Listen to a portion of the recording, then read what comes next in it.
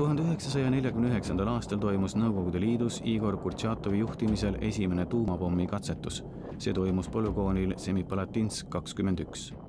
Katsetustes osales ka Andrei Sahharov. Esimeses tuumapommis kasutatud uraan võis pärineda Eestist.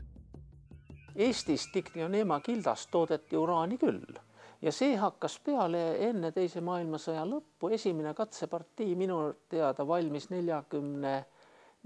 aastal Narvas. Aga see oli pisike, üks mingi hapukurgi purk ainult seda lahust. Ja üsna tõenäoline on, et vähemalt osa sellest pommist tuli Eestist.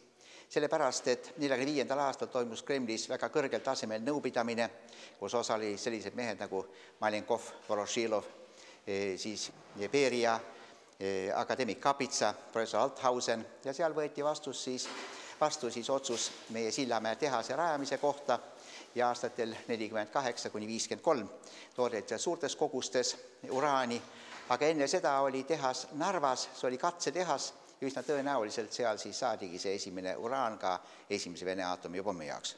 1953. aastal jõudsid venelased esimese eduka vesinikpommi katsetuseni.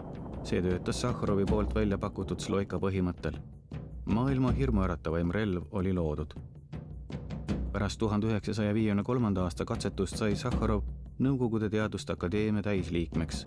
Sai esimese oma sotsialistliku töökangelase medalitest, samuti nagu Stalini preemia ja luksusliku Dacia. 1961. aasta juulis kutsus Nikita Hruštšov tuumafüüsikud Kremlisse ja jutt oli lühike. Tuleb luua 50 megatonnine superpomm. Katsetus plaaniti parteikonverentsi auks ja ameeriklaste hirmuks. Pommi hakati hellitlevalt kutsuma pommide emaks, tsaarpommiks. 1961. aasta 31. oktoobri hommikul visati tsaarpomm Novaja Zemlja kohal alla. See on siiani inimajaloo kõigi aegade suurim plahvatus. Hiljem kirjutas Sahharov oma mälestustes. Me olime loonud kõige koletuma relva inimkonna ajaloos, kuid selle kasutamine ei olnud enam meie võimuses. Nüüdsest otsustas seda partei ladvik.